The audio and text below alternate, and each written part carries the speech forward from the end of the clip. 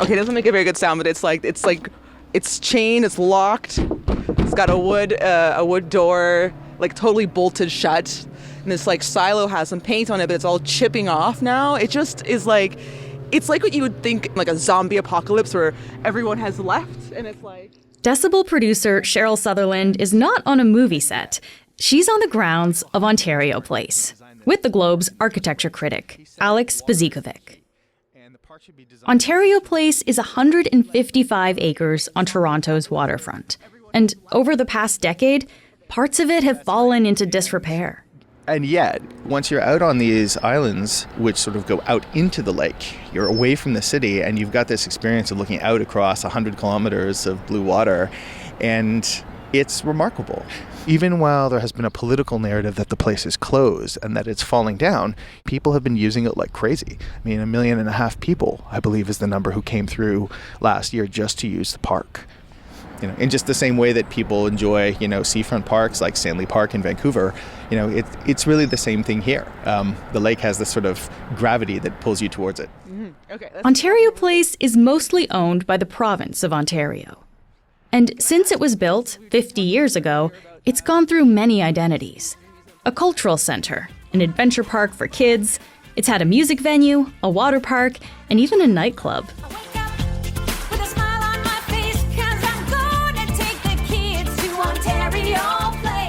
In 2012, the province shut down most of the venues. They said attendance was way down and that keeping it open was costing the province millions of dollars every year. Now, Premier Doug Ford has plans to lease the public land to private companies, with some contracts lasting up to 95 years. And he isn't the only premier that's proposed big changes. The process of how we got here to the current state of the Ontario Place redevelopment has been a long and complicated process. It started with the Liberal government under Kathleen Wynne trying to figure out what to do with this place. And I think the basic misunderstanding that was shared by that government and the current one is that it needs to be an attraction. There needs to be something run by the private sector here that's going to generate revenue. And that is what led to the partial ruining of what was great about this place in the first place. Creating the log rides, creating the water slides, filling up what had been a park with all of this stuff, with the idea of making some money. And this current government is wedded to that idea. And I think it's a very strange idea because it's a park, and nobody thinks about the great provincial parks like Algonquin Park as needing to generate revenue. Nobody sees them as, as one cabinet minister put it, a drain on the public purse. They're public places, and they serve a public purpose. And that's the sort of big misconception about this. Today, Sherrill joins Alex as he takes us on a tour of the rundown, the revived, and the important history of Ontario Place. And then we'll hear from Queen's Park reporter Jeff Gray about the new plans for the spot and why it's politically contentious. I'm Menaka Raman-Wilms, and this is The Decibel from the Globe and Mail.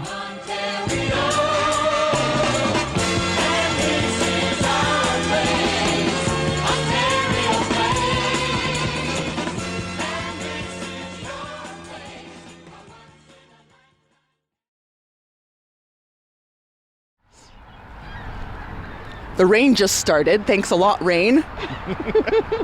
We'll manage. Being outside is part of the point of being here, right? Yeah. When I was born, should I age myself? Yes. I was born in 1984, so I remember coming here, in the 90s, when it was kind of like the paddle boats and those, a Nintendo exhibit or something, right? Yeah. What did it mean to you did you come here when you were a kid?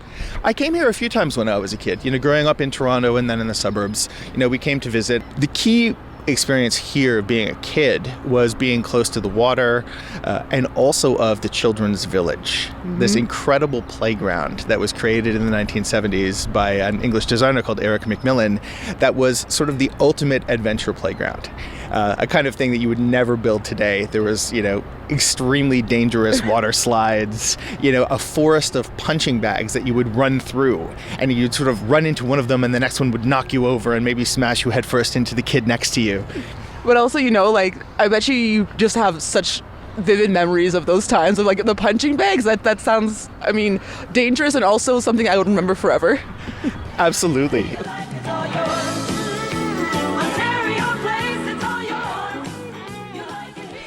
Okay, we're just coming up to the end of the bridge, walking onto, I guess, the very beginnings of Ontario Place.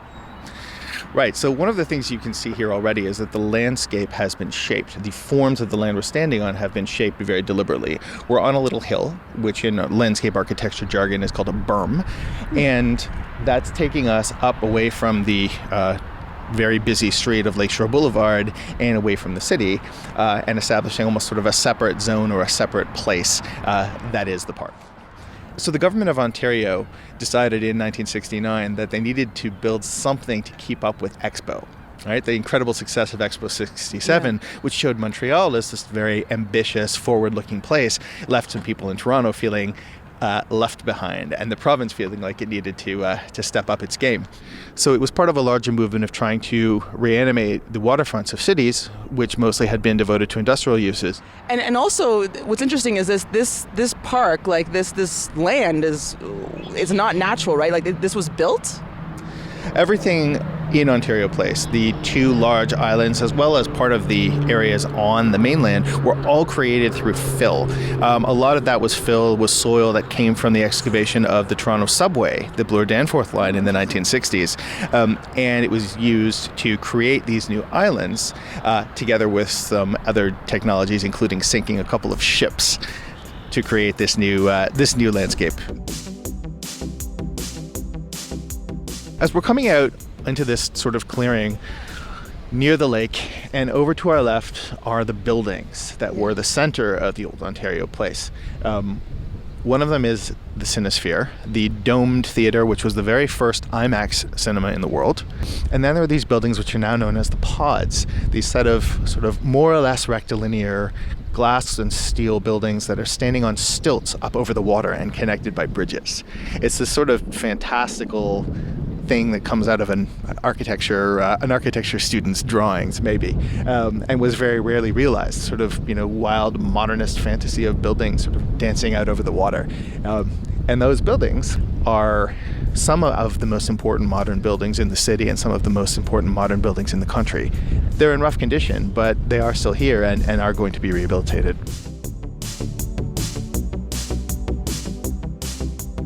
We're walking over towards an amusement park ride. Yes. And one of the funny things about this place is that it's public and it's in disrepair, and yet it hasn't all been closed off. Mm-hmm. The old, a log ride, which we're looking at here, which in most sort of public settings would be fenced off and closed, they've allowed it to just sit here. Why? Why did they do that? That's an excellent question. But it's, it has the effect of, creating this sort of slightly spooky vibe. And it's incredible. On the other hand, it allows for this narrative that we've been hearing from the provincial government that the place is a ruin. Yeah. Okay. So this log ride, which is I really wanted to come here because it does, like you said, it's like a relic of the past. It looks abandoned because of the graffiti as well. So there's like a bunch of just some tags happening on that too. Yep.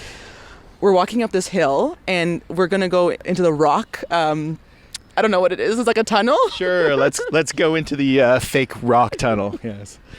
So we're moving through what is quite literally a theme park ride.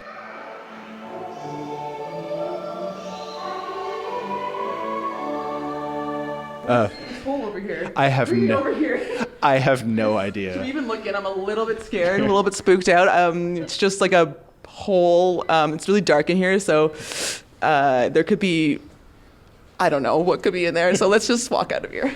Okay, let's keep moving.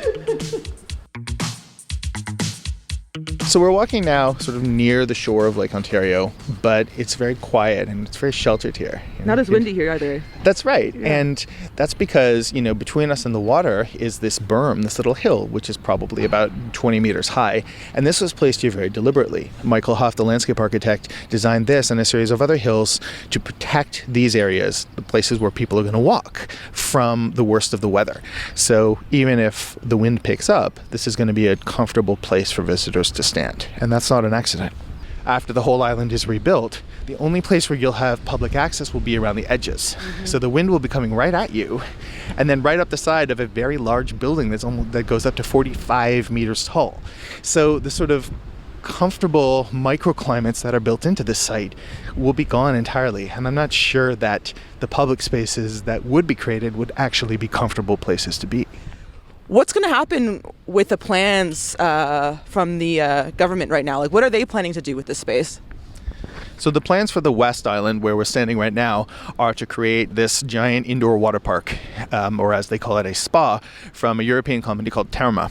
And that's going to create a new building that is roughly 9 acres in size. So the new spa will occupy the entire footprint of the island we're standing on now with a new building, which means that all of the topography and essentially all of the plants will be wiped out. As we walk to our next destination, I just want to talk a little bit about how I think, at least for myself, and anecdotally for my friends that live in the city, I guess like the pandemic, everyone went on their stupid little walks for their mental health. And I think that Ontario Place, it really was a place to walk that was away from the city, but that was kind of beautiful. That's exactly right. And downtown Toronto is much more populated than it was 50 years ago. So to be able to, leave your apartment, especially during lockdown, walk for 15 or 20 minutes and be here sort of out on the edge of the water, away from the city, but, in this sort of, little village of creaky modernist buildings, it was amazing. And I think a lot of people began to appreciate having that space and the quality of this space over the last few years. So now we're on the east island of Ontario Place in a part of the site that's become known as Trillium Park. About 6 years ago, this was rebuilt as a park space, with a combination of lawns and pathways and forests with indigenous plant species. And here we are with, somebody walking by, walking their dog. I can hear birds chirping up the hill. It's lovely. This piece of the site has been the busiest of all, and it is routinely packed with people, even though there is no water park, there is no theme park, there are no rides here. The experience of being here is really just sort of hanging out in and moving through the landscape. So in that way, this piece of the redevelopment is not all bad. This part of the recipe of creating high quality parkland, which is mostly space to hang out and to walk through, is going to remain intact and will be expanded to some degree. And my big question is why that lesson wasn't carried through the rest of the site as well. It's certainly the case that the city's government is going to have some things to say. The real question is whether Doug Ford's provincial government is going to overrule the city and just build us the water park anyway. And that is going to come down to a question of politics and who wants this, who's going to fight harder for this place. That part of the story was from Decibel producer Sherrill Sutherland. And after the break, Queen's Park reporter Jeff Gray on the politics of Ontario Place.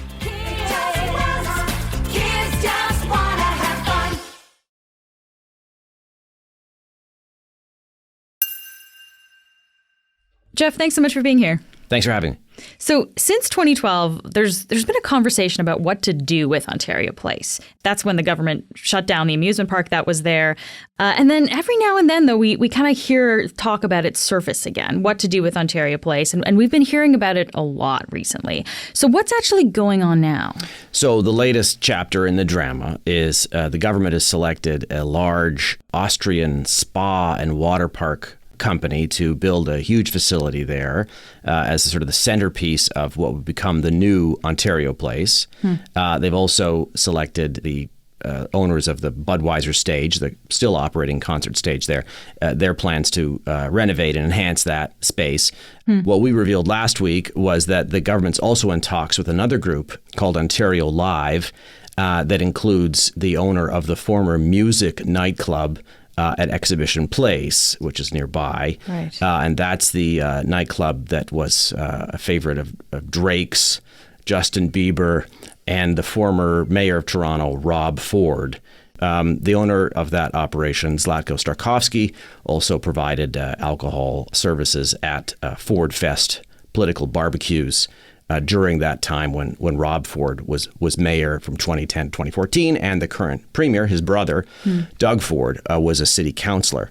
So that has the advocates who've been fighting the plans for Ontario Place upset. And I guess we should probably say, for people who are not in Toronto, Ford Fest may sound like kind of a strange thing, but it's essentially a party that the Ford family would have, open to anyone in the city that could come and enjoy a barbecue and some drinks and stuff.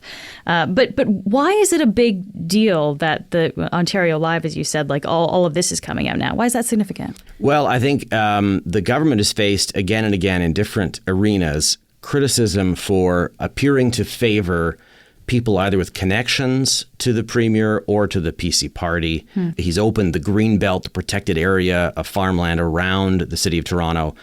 He's opened some of that to development, and he's been accused of doing that in a way that favors developers with whom he either has personal relationships or who have given lots of money to the PC party. Okay, interesting. So this Austrian company, Therma, is going to be the one that's building this giant spa/water park now at the Ontario Place grounds. Do we know how much this development is actually costing these investors? So the number they gave was $350 million for the actual facility. They've also promised to build and maintain or pay to maintain publicly accessible parkland and a beach around their facility on the site. And I think the price tag for that was another $100 million. On the other side of it, though, the government is on the hook to build a large underground parking lot. So we're talking hundreds of millions of dollars. The estimates we've seen, and who knows if these are accurate, that you're looking at $200 million the government is spending just to prepare the site for development. So just basic sort of stuff, pipes and things to get it ready. Okay. So not small change here. These are significant developments that are happening. How are these developments being received? Well, there's definitely an organized and vocal movement in Toronto opposing the plan.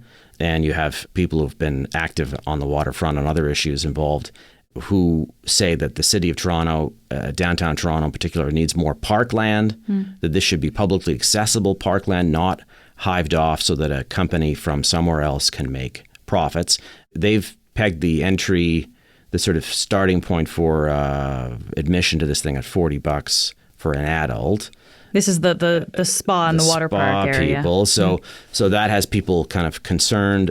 And you have city planners have issued a report that's quite critical of the plan, saying that the spa is too tall, too big, that it blocks views. Okay, so if a lot of people in the immediate area, want that parkland, like why does the government say it's going to do all this other development if people around don't necessarily want that to happen? Well, it's, as the Premier said the other day, it's Ontario Place, not Toronto Place. It is the provincial government's site. It's the vision of this government and the previous government. So people kind of forget that. But it has been sort of government policy for a long time. They had a report that was actually done by John Tory about what to do with Ontario Place. Former mayor of Toronto. Yes. And former leader of the PC opposition at Queen's Park. And there were lots of discussions at the time about a casino, condos. The government has explicitly said it will not do either of those things and ruled them out as part of this process. But for a long time, the idea was the government doesn't want to be in the amusement park business anymore. We need someone else to come in here from the private sector. We don't want to spend any money on it, although it turns out they are spending quite a bit. And we want them to do something, quote unquote, world class, some sort of attraction for the tourism industry. That's always been the vision for that site. So Jeff, help me understand something here. So this is land owned by the province of Ontario, but it's land in the city of Toronto. So why doesn't Toronto have jurisdiction here? Well, the province has all the power. I mean, cities only exist as creatures of provincial legislation. The province could turn around tomorrow and change the city of Toronto's name to whatever it wanted, to Fordland. Just say, for example, I don't know. I mean, that's not going to happen. But, cities are not in the driver's seat in that relationship. So even now, as the province has committed to going through, for the moment, the city's approval process, going through city council committees, the planning department, writes a report, et cetera, it could just wipe all that off. Say, for example, if we're in the middle of a mayoral election in Toronto, if the next mayor runs against Ontario Place and wins and says, I hate this thing and I want to get rid of it, the province could very easily say, that's nice, we're done with your process, we're just going to approve this ourselves. This is our land, and we have the power to issue what are called MZOs, which have been very controversial about ways to just jump over the normal process for rezoning land, approving what gets built there. They can do all that if they'd like. Okay, so even if a municipal government wants to do something different, like a province can just override it? Is that the same like throughout Canada? Pretty much, yeah. Yeah, the Constitution doesn't mention municipalities. It's really up to provinces to decide what to do with them. As we learned in Ontario when Doug Ford cut the size of Toronto's city council almost in half in the middle of Toronto's election. That's right. Right after the premier won his own election in the summer of 2018. So we've talked a lot about the politics of this, but what about the people that live in Ontario, that live in Toronto? I mean, this is land owned by the province. A lot of people are living near this site now. Wouldn't the government want to consult with the public around what these plans should be? Well, they would say they have. I think your definition of consultations differs, right, depending on which side of it you're on. But they've held public meetings and shown the renderings. For the past decade, there have been various processes where people talked about what to do at Ontario Place. So, yeah, I mean, there is this central tension. Who do you consult? I mean, people from Thornhill or something who want to come down for the day. Maybe this is something they would like. And so governments are inevitably forced to make these kinds of choices. What does all of this say, Jeff, about how politicians approach the development and the maintenance, really, of public space? Well, there's one element is that they've convinced the spa people to pay for public parkland around the facility forever. So that's something they point to as a benefit of this thing, especially when they're faced with people who want the whole thing to be a park. But the other issue that they've had to grapple with throughout this whole episode is this debate over what it is people want on Toronto's waterfront. Toronto's waterfront, of course, used to be just a place where there were train tracks. It was an industrial place. It was not a place for people to go. And waterfronts all over the world have been going through this transformation. Chicago is a good example, where you make your waterfront into some place that attracts people. So that's the broader goal here. But critics of this proposal would say that the original purpose of Ontario Place was to showcase Ontario, and that a large foreign-owned Austrian spa water park, well, it could be anywhere. It doesn't have to be in Ontario. What does it say about Toronto's waterfront to have this facility that doesn't really have any link to the province or the city? So that's the sort of the debate there, that we have this waterfront that we need to do something with, and clearly we're not going to agree on what it is. And so do we know when will the spa and the water park be done?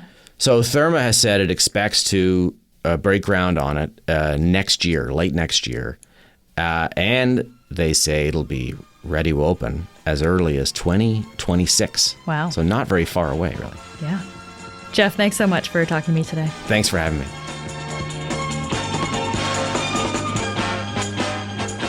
That's it for today. I'm Menaka Raman-Wilms. Our interns are Wafa El Reyes, Andrew Hines, and Tracy Thomas. Our producers are Madeline White, Sherrill Sutherland, and Rachel Levy-McLaughlin. David Crosby edits the show. Adrian Chung is our senior producer, and Angela Pacenza is our executive editor. Thanks so much for listening, and I'll talk to you tomorrow.